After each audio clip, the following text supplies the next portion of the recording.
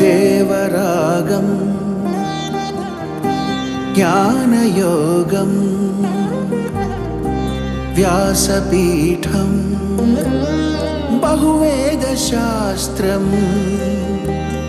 బోధామృతహిత శ్రీమన్నారాయణం శివగౌరీ సంభాషిత సకల పురాణం అష్టాక్షరి పంచాక్షరి మంత్రావరణం అఖిల దేవతా సంస్తుతి పారాయణం జయమంగళకరమీ ప్రవచన శ్రవణం అనుదినము శుభము సుఖము జీవన గమనం దేవరాగం జ్ఞానయోగం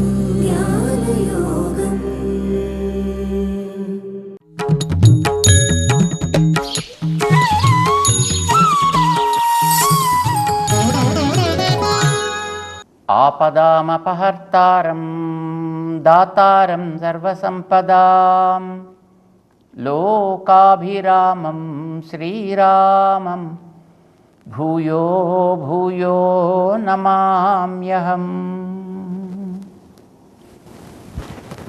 జై శ్రీమన్నారాయణ. ప్రియ భగవద్బంధులారా, భగవద్గీత ఒక ఉత్తమ భక్తి ప్రతిపాదకమైనటువంటి ఉపదేశం. భక్తి అంటే ప్రేమ, మంచి వాటి విషయంలో ఉండే ప్రేమని భక్తి అని అంటాం. సాక్షాత్తు భగవంతుడి విషయంలో ఉండాల్సినటువంటి ప్రేమ ఏ విధంగా సాగాలి, అలా సాగితే కలిగేటటువంటి ప్రయోజనం ఏమిటి, ఇది మనకి చెప్పడం కోసం ఏర్పడ్డది. దీన్ని 9వ అధ్యాయాన్ని గురించి వివరించేటటువంటి మహానుభావులు యామునాచార్యులు వారు చెబుతూ, స్వమాహాత్మ్యం మనుష్యత్వే పరత్వం చ మహాత్మనాం విశేషః భక్తిరూపః యోగః ప్రకీర్తితః. స్వమాహాత్మ్యం, భగవంతుడి గొప్పతనమేమి, ఇది తను చెప్పుకున్నాడు 9వ అధ్యాయంలో. అసలు మొట్టమొదటి ఆరంభం చేస్తూనే మనుష్యత్వే పరత్వం, తను మానవ ఆకృతిలో ఈ లోకంలోకి రావడంలో కారణం వీళ్ళని ఉద్ధరించడం కోసం. కానీ తన పరత్వానికి ఏ కొరత లేదు సుమా ఎప్పుడునూ. కనుక మనుష్యత్వం కలిగినప్పటికీ పరత్వానికి లోపం లేకుండుట.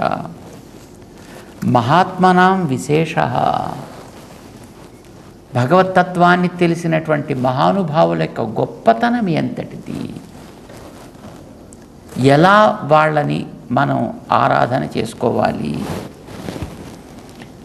నవమే యోగ భక్తి రూప, భక్తి అనేటటువంటిది ఎట్లా మనని ఉద్ధరించే మంచి సాధనం అవుతుంది.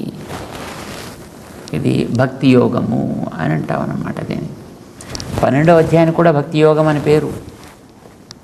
12వ అధ్యాయంలో భక్తి యొక్క సౌకర్యాన్ని చెప్తారు. దాంట్లో అంటే ఈ భక్తి చేయడానికి నీకు ఇలా ఒకవేళ చేత కాకపోతే పోనీ ఇలాగైనా చెయ్యి, అలా కాకపోతే పోనీ ఇలా చెయ్యి, ఇది కాకపోతే పోనీ ఇలాగైనా చెయ్యి అంటూ అందులో ఉండేటటువంటి సౌకర్యాన్ని చెప్పడం 12వ అధ్యాయపు తాత్పర్యం.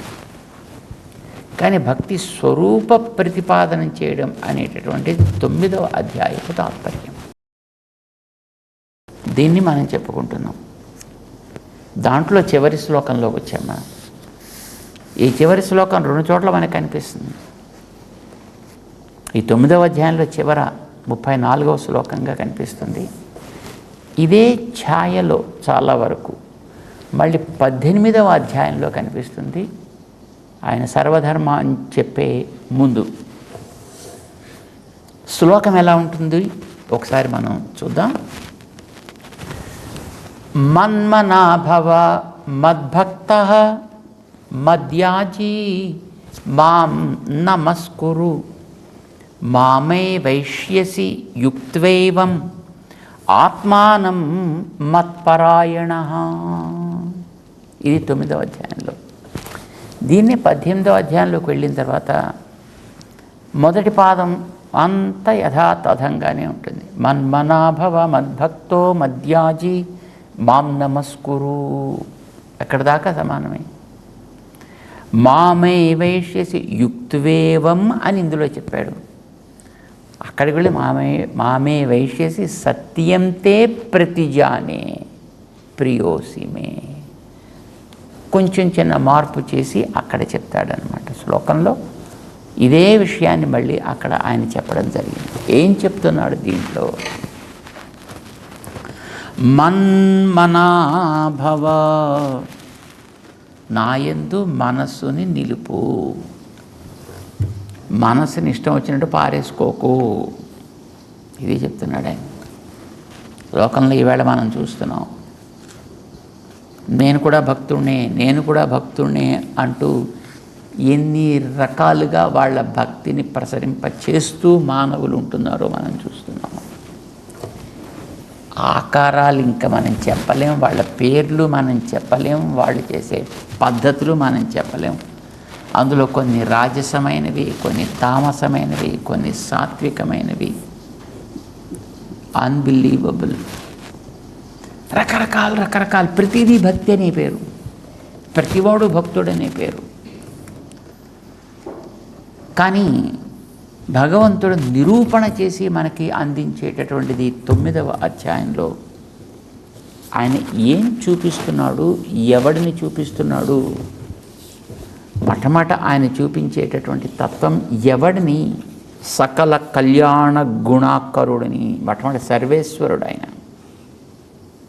సర్వేశ్వరుడు అంటే మామూలుగా మన పరమాత్మ, పరంబ్రహ్మ, పరంజ్యోతి, పరంధామ ఇలాంటి పేర్లని మనం వాడుతుంటాం. కానీ రామానుజాచార్యులు వారు ఆచితూచి మరీ వేస్తారు ఒక్కొక్క పదాన్ని కూడా. సర్వేశ్వరేశ్వర, ఆయన సర్వేశ్వరుడు. ఎందుకని ఆ పదాన్ని ప్రయోగిస్తున్నాడు? లోకంలో ఈశ్వర శబ్దంతో వ్యవహారంలో ఉండేటటువంటి వాళ్ళు అనేక మంది ఉన్నారు. కానీ వాళ్ళందరూ కూడా ప్రాదేశికులు. ప్రాదేశికులు అంటే ఒక్కొక్క ప్రదేశానికే పరిమితమైన వాళ్ళు. ఒక అండంలో ఒక బ్రహ్మని, ఆ బ్రహ్మ ఆధీనంలో ఒక రుద్రుణ్ణి, ఆ రుద్రుని తర్వాత దేవతల్ని, ఆ దేవతలకు అధిపతిగా ఇంద్రుణ్ణి, ఆ తర్వాత మిగతా ఉండేటువంటి పరివారాన్ని అంతటినీ కూడా సృష్టిస్తూ ఉంటాడు. వాళ్ళందరికీ బ్రహ్మగారు లీడరు. మిగతా వాళ్ళంతా ఆయన ఆధీనంలో ఉంటారు. విశ్వరూపాన్ని చూపించిన కృష్ణుడు అర్జునుడికి బ్రహ్మాండం ఈశం కమలాసనస్థం అని చూపించాడు ఆయన. అంచేత చతుర్ముఖ బ్రహ్మగారిని చూశాడు. ఆయన ఆధీనంలో ఉండేటువంటి ఈశ్వరుని చూశాడు ఆయన. ఆయన చూసినటువంటి చూపు, ఆయనకి చూపించినటువంటి ఆ దర్శనము వాస్తవము అని అనుకుంటే దాన్ని మనం గుర్తించాలి. కాదనుకుంటే మనకి ఏది వస్తే దాన్ని మనం పలకాలి. కానీ అందులో ఆయన స్పష్టంగా చూపించాడు. ఆయన బ్రహ్మ యొక్క ఆధీనంలో ఉన్నాడు ఆయన. కనుక ఇలాంటి వాళ్ళు చాలామంది ఆయా అండానికి మాత్రమే పరిమితమై వారి యొక్క ప్రవృత్తులన్నీ సాగుతూ ఉంటాయి. వారికి ఉండే జ్ఞానం కూడా అంతవరకే పరిమితము. కానీ ఒక అండానికి కాదు, కొన్ని లెక్కలేనన్ని అండాలు కలిగిన బ్రహ్మాండము. ఒక బ్రహ్మాండం కాదు, లెక్కలేనన్ని బ్రహ్మాండాల్లో ఉండేటటువంటి ఇన్ని రకాల జీవకోటికి కూడా నియంత ఒక్కడే. వీళ్ళెవరూ మోక్షప్రదాతలు కాలేరు. మోక్షం అంటే మళ్ళీ అదో పెద్ద సమస్య. మోక్షం వదిలిపోవడం కాబోలని అనుకుంటాం. కాదు, కర్మబంధము నుంచి విడుట. ఈ కర్మబంధపు విడుదల అనేటటువంటిది ఏ ఇతర దేవత చెయ్యగలిగిన పని కానే కాదు. అది చేయగలిగిన వాడు ఒక్కడే నారాయణుడు. కనుక ఆయన సర్వేశ్వరేశ్వరుడు ఆయన. ఎవడైతే నియంతలమని అనుకుంటారో అలాంటి నియంతలందరికీ నియంత ఆయన. ఆయన ఇప్పుడు ఇక్కడ భగవద్గీత అర్జునుడికి ఉపదేశం చేస్తుంది. మన్మనాభవ, నా స్వరూపాన్ని మనసులో చక్కగా నిలబెట్టుకో. ఎలాంటి వాడు తాను? నిఖిలహేయ ప్రత్యనీక కళ్యాణైకతాన, స్వరూపం కలవాడైన.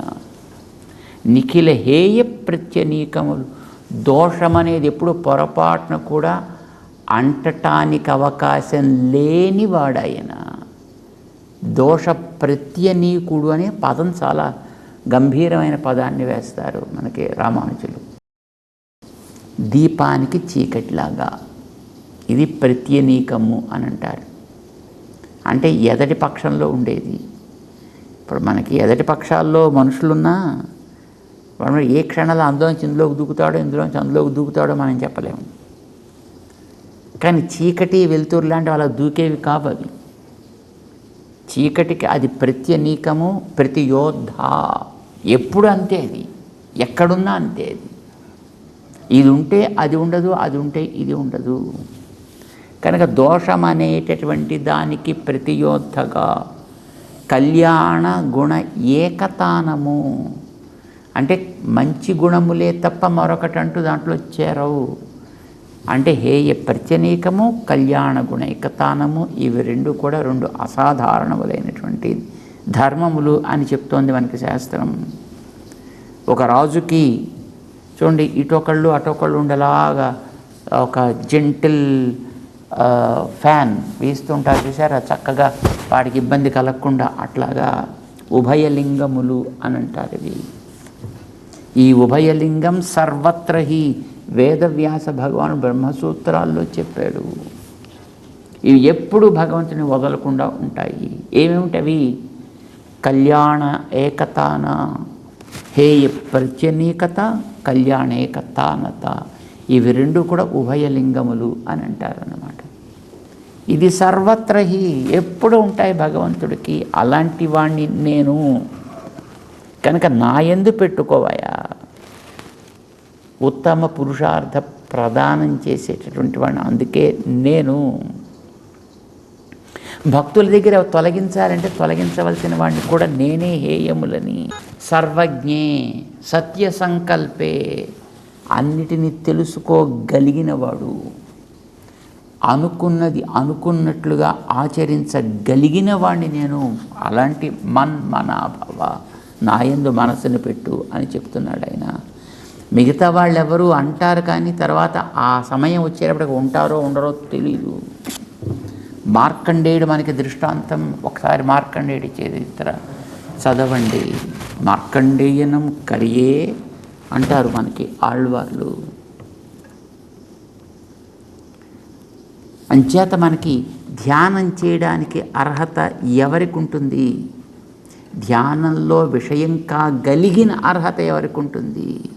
సర్వవ్యాపకమెవడు, సర్వకారణమెవడు, మోక్షప్రదుడు ఎవడు, సర్వజ్ఞుడు, సత్య సంకల్పుడు ఎవడో అతనికే ఉంటుంది.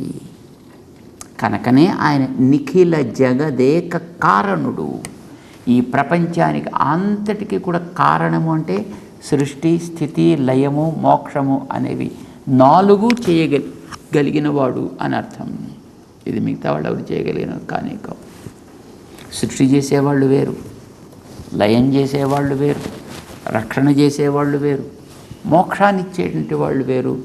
కానీ వేదం అట్లా ప్రశ్న వేయలే. యతో వా ఇమాని భూతాని జాయంతే ఏన జాతాని జీవంతి యత్ప్రయంత్యభిసంవిశంతీతి తద్బ్రహ్మ. అది పరబ్రహ్మ అంటే. అంటే ఇన్ని ఏ ఒక్కడు చేస్తాడో అతడు పరబ్రహ్మ అంటే ఇది చెప్పింది. అంతేకాదు పురుషోత్తముడు, ఉత్తమ పురుషుడు. ఈ ప్రపంచంలో ఉండేటి జీవరాశులు అందరూ కూడా, వాడు ఎవడైనా కానివ్వండి, వీళ్ళంతా కూడా క్షర పురుషులు.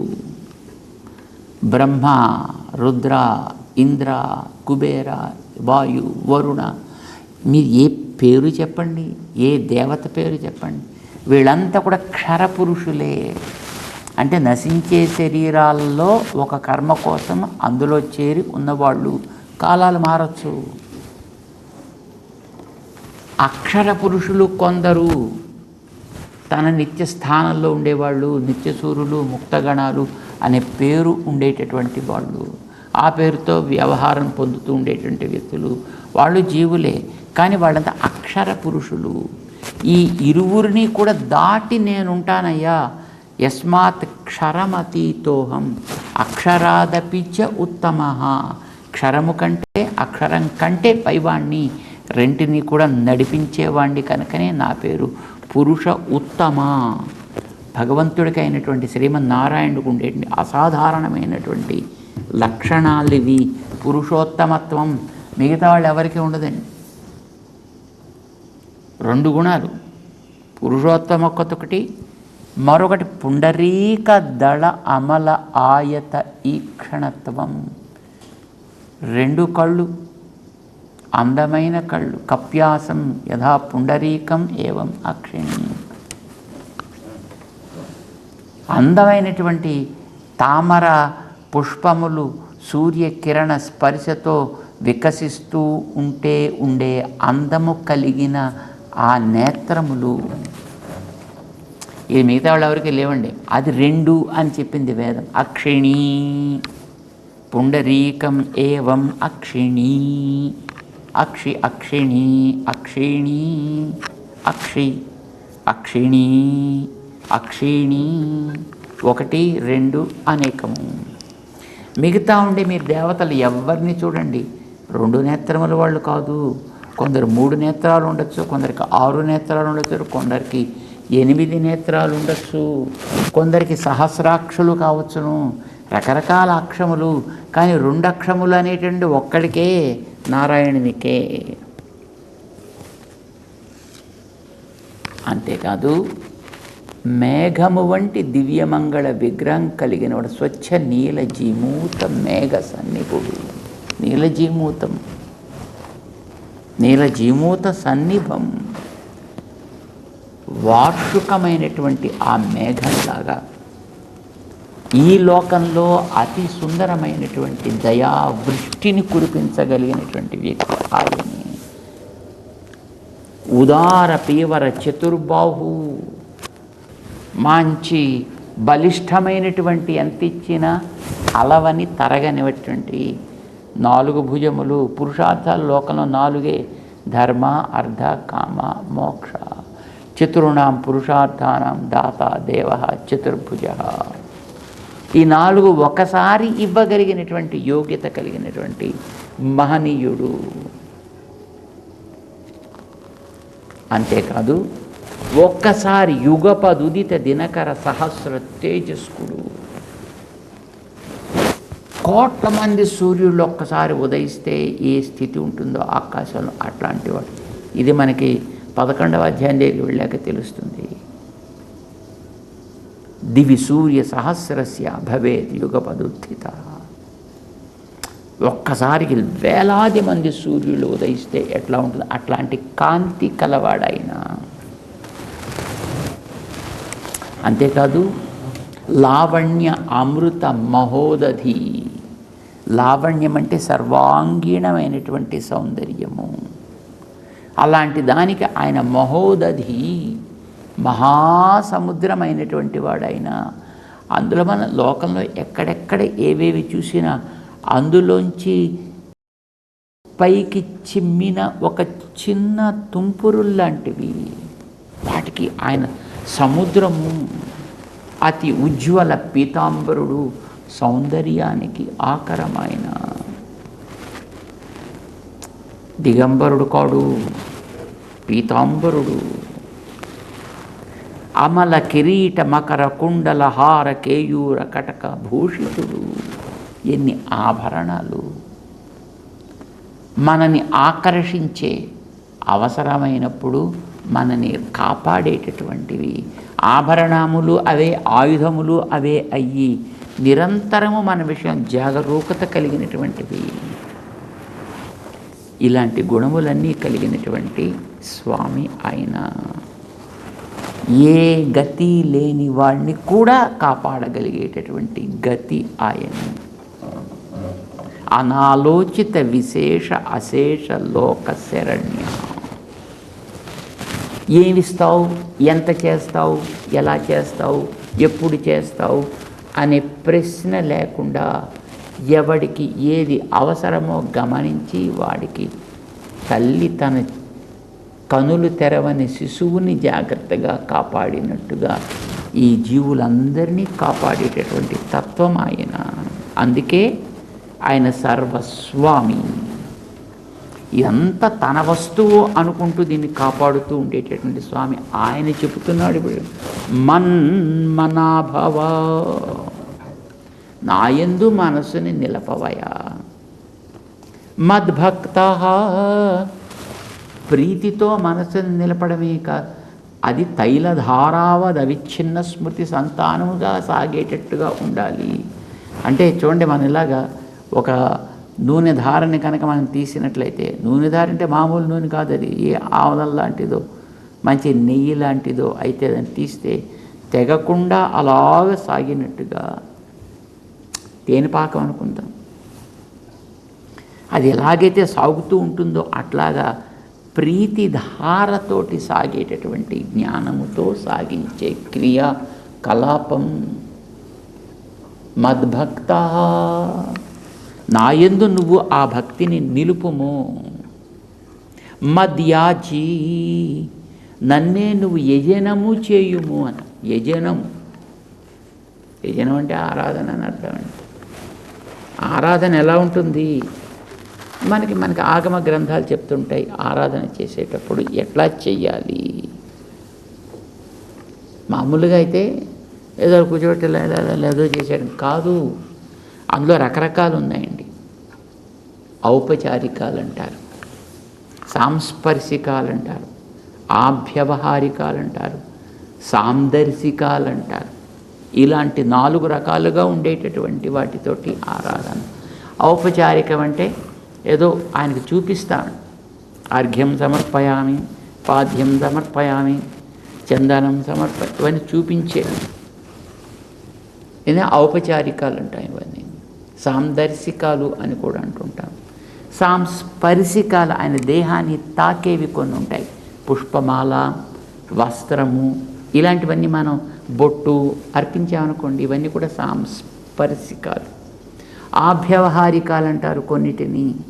ఆభ్యవహారికాలు అంటే ఆహారాదులు, పండ్లు, పాలు, పాయసాలు, రకరకాలైనటువంటి ఆహార పదార్థాలు, ఇవన్నీ కూడా ఆభ్యవహారికాలు అంటారు. ఇలాగా వివిధ రకాలుగా ఉండేటటువంటి పదార్థాలు అన్నిటినీ కూడా సమర్పించగలిగే స్థితిని, అంటే అవన్నీ నువ్వు తీసుకెళ్ళి ఆయన దగ్గర పెట్టక్కర్లే, ఆయన ఏం తినేడు ఆయన. ఇవన్నీ ఆయనకి అని నువ్వు అనుకోగలిగితే చాలు, అది నీ మనస్సులో నిలిస్తే చాలు. మన్మనాభవ మద్భక్త మద్యాజీ, మనస్సులో అది నిలిపి ప్రేమతో యజనము చేయుము. మద్భక్త మద్యాజీ, ఇది కలిగినప్పుడు మాం నమస్కురు, సహజంగానే ప్రేమతోటి నీలో కలిగేటటువంటి వినయంతో విధేయతతోటి ఉంది కనుక దేహం దాన్ని వినియోగించాలి ఆయన దగ్గర, ఆయన సేవలో. అక్కడ మనం వంగుతాము. ఏమవుతుంది, మామేవ ఏష్యసి, నువ్వు తప్పకుండా నన్నే పొంది తీరుతావయ్యా. ఎప్పుడు యుక్త్వా ఏవం, నీ మనస్సుని నాయందు నువ్వు నిలపగలిగినప్పుడు, ఆ ప్రేమ యొక్క పరాకాష్ఠ దశకి చేరినప్పుడు, పరమాత్మ తప్ప మరొకటి లేదు అని అనిపించినప్పుడు, మత్పరాయణుడివి నువ్వు అయినప్పుడు, మామేవ ఏష్యసి, తప్పకుండా నన్నే పొంది తీరుతావు సుమా. ఇది భగవంతుడు మనకి భరోసా ఇస్తున్నాడు. భరోసా, నువ్వు తప్పకుండా పొంది తీరుతావు నీవు నీ కర్తవ్యాన్ని ఇప్పుడు నువ్వు పాటిస్తున్నావు కనుక. ఎందుకంటే మొట్టమొదటి అసలు నేను యుద్ధం చేయాలా మానాలా అని పెద్ద డౌట్ వచ్చింది. అసలు యుద్ధం చేయొద్దని అనుకున్నాడు. దాన్ని సమర్థించుకోవడం కోసం రకరకాలుగా మాట్లాడుతున్నాడు. కానీ భగవంతుడిని తన మనస్సులో పెట్టుకుని చేసేటటువంటి ప్రతి పని నీ బాధ్యత ఏదో అవన్నీ కూడా నువ్వు నా ఆరాధనగా చేసినట్లయితే అవి నీకు బంధకాలు కానే కావయ్యా. నువ్వు ఇందాక ఏమనుకున్న వాళ్ళని చంపితే నాకు పాపం వస్తుందేమో, పాపం వస్తే చేసేవాళ్ళు చెడు పనులు చేస్తారేమో, నరకలోకాలు పడిపోతారేమో. ఇవి నీకు అది కర్తవ్యం కనుక నువ్వు ఆ కర్తవ్య పరిపాలన చేస్తూ ఉన్నంత వరకు అవి నీకు బంధకములు కావు. దానివల్ల నువ్వు పాపములు నీకంటావు, నీ గతంలో ఉండేవి తొలగిపోతాయి. నువ్వు తప్పనిసరిగా ఆ నన్ను పొంది తీరుతావు. అంచేది నీవు ఇప్పుడు యుద్ధాన్ని తప్పనిసరిగా నువ్వు చెయ్యవలసిందే. ఇప్పుడు అతనికి ఇంతకీ సారాంశం చెప్పవలసింది అది కదా. అతనికి యుద్ధం మానేద్దామని అతని కోరిక. నువ్వు యుద్ధం మానడానికి వీలేదయ్యా, తప్పకుండా చెయ్యాలి సుమా. కానీ మనస్సులో మాత్రం నన్ను స్థిరంగా పెట్టుకో. ఇది భగవంతుడు శరీర ధారణ కోసం కర్తవ్య పాలన, ఆత్మ ఉజ్జీవన కోసం మనస్సులో తనని నిలుపుకోవడం కారణం తను కనుక. ఇది చెబుతూ అర్జునుడిని కర్తవ్య నిష్ఠుణ్ణిగా తయారు చేస్తున్నాడు. భగవంతుడి మీద నిరతిశయ ప్రీతితోటి చేయవలసినటువంటి కార్య నిష్ఠ ఇలా ఉండాలి అనేది తెలుపుతూ 9వ అధ్యాయాన్ని పూర్తి చేశాడన్నమాట. అర్జునుడికి ఇంతవరకు కూడా అర్థమైనట్టే అనిపించింది. అర్జునుడికి నేను ఇంతవాడిని చెప్పాడు కనుక మరి అర్థం అయిందా లేదా అనేది తర్వాత జరిగేదాన్ని బట్టి మళ్ళీ మనకి తెలియాలి. తర్వాత ఏం జరుగుతుందో తెలుసుకుంటూ ముందుకు సాగుతాం. జై శ్రీమన్నారాయణ.